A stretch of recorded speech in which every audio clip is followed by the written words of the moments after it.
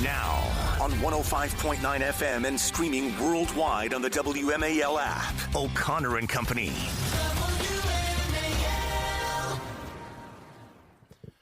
It's O'Connor and Company here at 7:07. We are live on this Memorial Day, getting you going, whatever your daily plans are. I hope they do include some discussion of those who have fallen in the line of duty in service to our nation to protect our freedoms. And I want to remind you, if you're in the greater Washington area, you live in the perfect place to properly honor those fallen, with Arlington, with all of the memorials and monuments and even battlegrounds in this area. Do so, please. That's what we're here for today.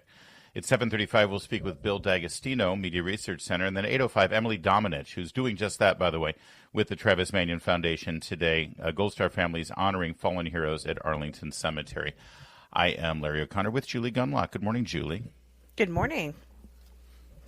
And joining us right now is Joe diGenova. He's our legal analyst and a former U.S. attorney to the District of Columbia. Good morning, Joe. Thanks for joining us this Memorial Day.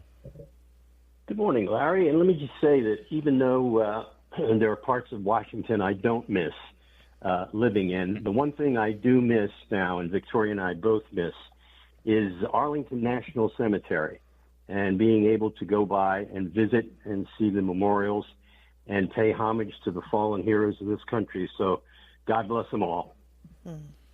Amen to that, sir. I want to talk about this continuing battle here between judges and the Department of Justice, and really an Article 2 versus Article 3 kind of feud that continues to go on. The latest was the actions against Harvard, which is fully within the rights of the Department of Homeland Security, saying that you are not vetting and properly screening foreign students who were coming in, so we're suspending your right to offer student visas to these kids from overseas. And then you get a judge within like 70, not even 72 hours, it's like something like 3 hours. A judge in Oakland, California decides to put a restraining order. I mean, this is it's out of hand, Joe. It is, and regrettably, I sense that the Chief Justice of the United States does not understand this. For all of his good intentions to remove the court from the politics of our country, he has, in fact, inserted the court directly in the middle of the politics in this country by the way he's running the Supreme Court.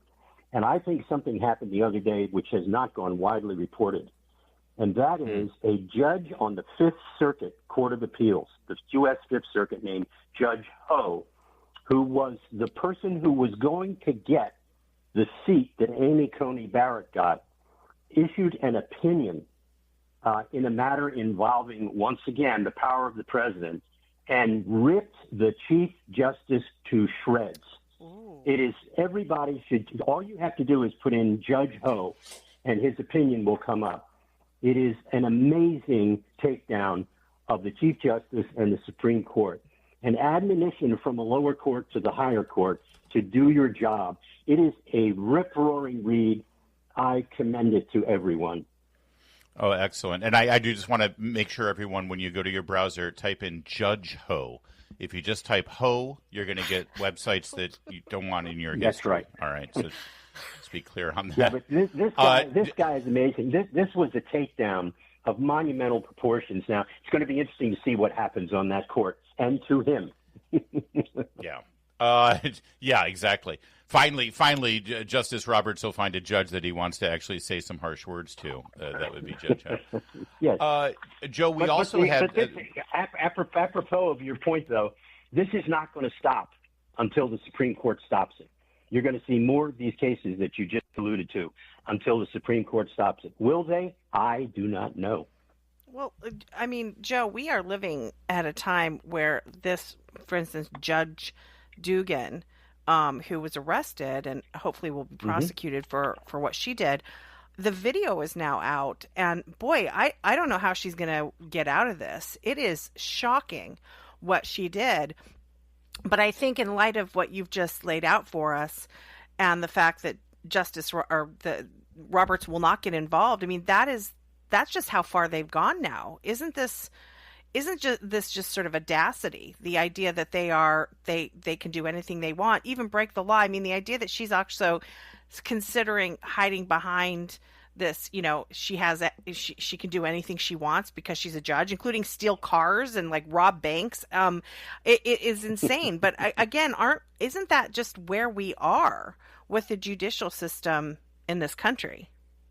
Well, we are, but here's the underlying point that's more important than that. The judicial system, the federal judicial system, is in real trouble. The judicial system of which Judge Dugan is a part, which is the state judicial system, is in trouble for a different reason. We are in a state of anarchy in the United States. I've said this a couple times on the show, and I know people poo-poo and guffaw it. We're in civil war right now. We have a civil war going on in this country between anarchy of the left, the progressives, the destruction of honorable people, and the responsible people on the right. What's happening is that Judge Dugan is a representative of what's happening on the progressive left. She is a takedown artist. It was missed by everybody at the beginning of that story what she had done. It was very poorly reported. It's now finally caught up.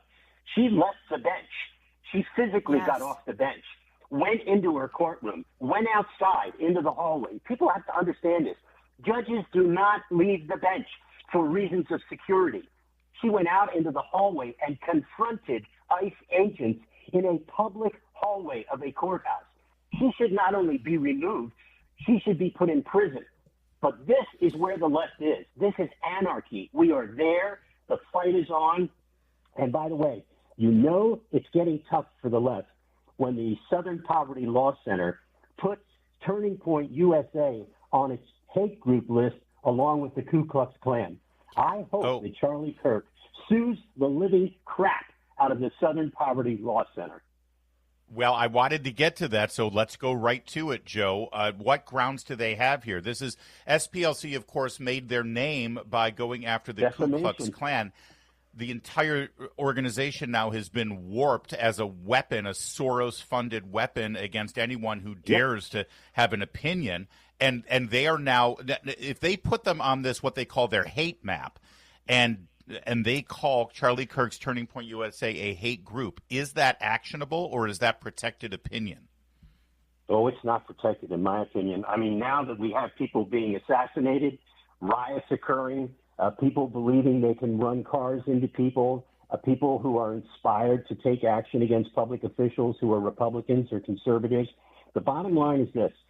The Southern Poverty Law Center, when they start accusing people of hate, and they expect there to be a reaction to that, they want to destroy them financially. They want to hurt them.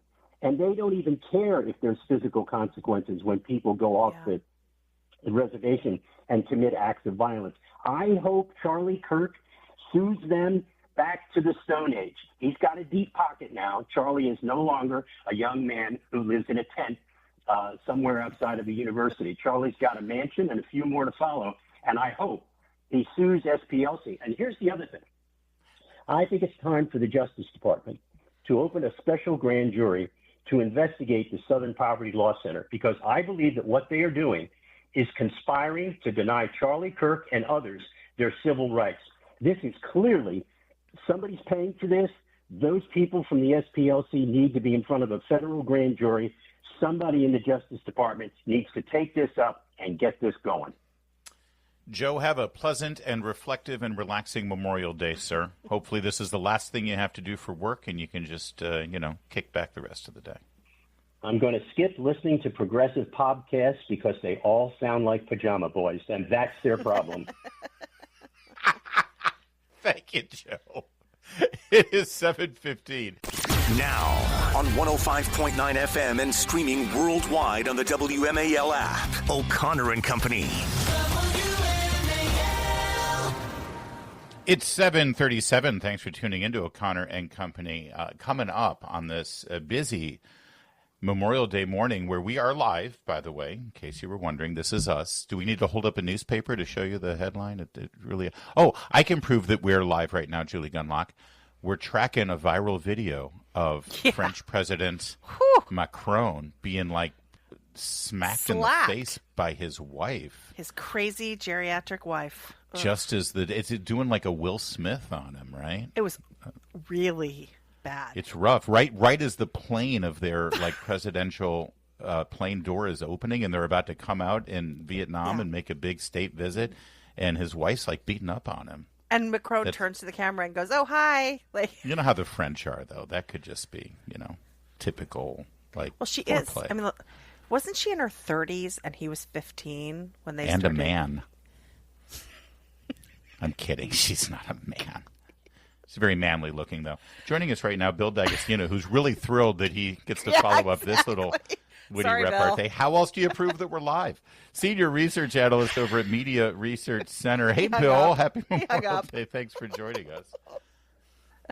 Yeah, thanks for having me. Larry, you're forgetting the most important part. Wasn't she his teacher when they met? Yes!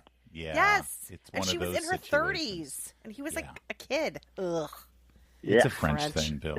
Come on. So gross. I guess they still have corporal punishment there in the classrooms in France.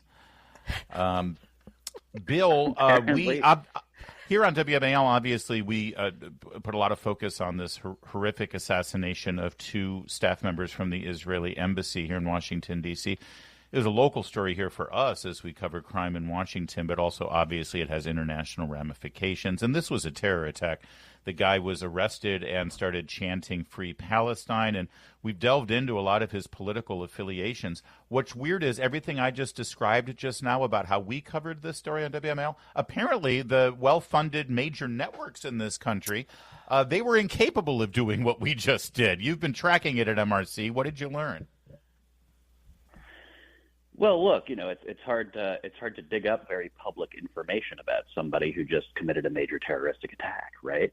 So you got to cut them some slack here. But yeah, so in the first 24 hours after the attack, we looked at the broadcast network, so that's ABC, CBS, and NBC, and we threw in PBS there too, and the liberal cable network, CNN and MSNBC, and not a single one of them referred to him as being far left, except for sort of passively Jake Tapper, in speaking about Sarah Milgram, one of the victims, said that she had been killed by somebody far left. But nobody else wants to identify that he's far left. And in fact, the only person that mentioned that this guy is a member of the Party for Socialism and Liberation, the PSL, which I didn't even know existed until this story, was John Greenblatt of the ADL on CNN. Right, so not even a reporter on CNN, just a guest, right, who they can't control. And it's worth mentioning that Greenblatt has not reappeared on CNN since then. Although I can't say that that's necessarily connected, but it is interesting. Well, Bill, as you know, I mean, Larry and I listened to the news all weekend, and it is amazing how this has sort of been memory hold already. But what also bothers me is not just the absence of coverage on this murder, but since then there have been cheers. This is a little like the Mangione thing, where there are people who are cheering the murder of these 2 innocent people, and TikTok rants and people saying we need more of this, similar to the Mangione thing. We need more of this. There also hasn't been coverage of that, which to me is just shocking, because again, some of the people saying this are not, I mean, well, they are kooky and they're crazy, but they have millions of followers. They're sort of prominent TikTok personalities. That also has been memory hold. Right. It's the whole story. Every part of it is completely inconvenient for the left-wing media. Yes. It destroys all of their narratives. And no, you're totally right. The fact that there is a shocking amount of seemingly actual grassroots support for just blatant political murder at this point is they don't want to talk about that at all. And in fact, this tracks very much with the way that the media handle labeling, whether it's Supreme Court justices and nominees, they'll use conservative and far right or right wing textualist, whatever, very frequently when talking about judges. But there's no such thing as a left-wing judge to them, apparently. They'll say moderate. And we actually did a study. Oh, yeah, go ahead. No, finish your thought. You did a study on using far left, far right? We did, yeah. Back in 2022, we looked at labels of far left and far right, and this was on the broadcast networks only now, so not cable or not at CNN or MSNBC, but we found 101 different uses of the far right or similar labels, and there was a whole list in the study, like ultra-conservative, far right, extreme right, hard right, etc. Only one use of the term far left, and it wasn't in reference to anybody. It was just an allusion to this vague notion of a far left even existing. Well, and quick follow-up on that, because is this partly because they don't think there's such a thing as far left? Right. Mitt Romney was far right for them, right? Right. And so, Right. I mean, they it's not even in their worldview that someone can be far left. So that's why the description for this assassin doesn't take hold? I think that there are brief glimmers where we can see that they are actually aware of a far left existing, and they are making a conscious effort to obfuscate its existence. Okay. So they know it's there. They just want to lie and cover it up. Yeah, exactly. It's That's worse. better. It's worse than It's worse than it doesn't even fit into the worldview. They're aware of it and they hide it. For example, in 2018, NBC sent a camera crew down to Charlottesville, Virginia, because I think they were expecting some kind of like reunion tour for that white nationalist march that happened the year before. And there, of course, wasn't one, but their camera crew was attacked by a pack of Antifa, and they hid that. They didn't report on it. They threw their own camera crew because it under the doesn't bus. fit the narrative. Yeah. Exactly. Bill, we got to leave crazy? it there. We love the work Media Research Center does with your new fearless leader there, Mr. Bozell. At least, listen, you don't have to, get used to calling the new boss by a different It's still Mr. Bozell, so that's nice. Exactly. We were all very relieved when we heard that. I bet. One less thing you have to worry about. Great work as always, MRC. WMAL's Vince Colonnese, weekdays at noon on 105.9 WMAL, making sense of the news. On this Memorial Day, as we reflect on the graduating class of the Military Academy at West Point, with an address by President Trump, and the United States Naval Academy with an address on Friday by Vice President J.D. Vance, we also note that the recruitment numbers for the military are absolutely bursting for the first time in many, many years, and many believe it's because of a newfound sense of mission and priorities. And to reflect that, here's a new ad that played during the Coca-Cola 600 NASCAR race yesterday. Today. It will play today at the Coca-Cola 600. Or was that yesterday? I'm sorry. When was NASCAR? Yesterday? Yeah. Do they do it the same day as the Indy 500? That's just let Indy have their day, NASCAR. That's all right. Sorry, I generally don't like to watch televised traffic. That's just weird. I'm that way. Anyway, here's the ad. No more distractions. No more electric tanks. No more gender confusion. No more climate change worship. We are laser focused on our mission of warfighting. We will measure our success not only by the battles we win, but also by the wars we end, and perhaps most importantly, the wars we never get into. It's called It's a very cool ad, and it shows all the great toys that the military gets to play with right now, and it's, as you can hear from the music and the voiceovers. In contrast, here was the recruiting ad under Joe Biden in 2021. It featured a girl named Emma with her two lesbian moms. Listen. I also marched for equality. I like to think I've been defending freedom from an early age. When I was 6 years old, one of my moms had an accident that left her paralyzed. Doctors said she might never walk again. But she tapped into my family's pride to get back on her feet, eventually standing at the altar to marry my other mom. Ugh. I love that she also checks the disabled box. Not enough just to have two lesbians, two moms. She's also disabled. Excellent. It's animated, by the way, because there are no real human beings that check every box in the world, so they had to create Emma. But they also show them marching at a BLM parade, too. Well, so it's like everything. Well, they had to put that in there. I'm really disappointed that Emma's two moms are white. I mean, It is a missed Seriously, opportunity there. She couldn't have picked By the way, a lovely lesbian of color. Come on. Emma could be a great soldier or a great Marine. We don't know that. The whole point is what you emphasize about what they're capable of doing and expected to do in the military versus, other priorities. Emma sounds like she'd be a great social worker, honestly. It's or a teacher 7:53. in Loudon.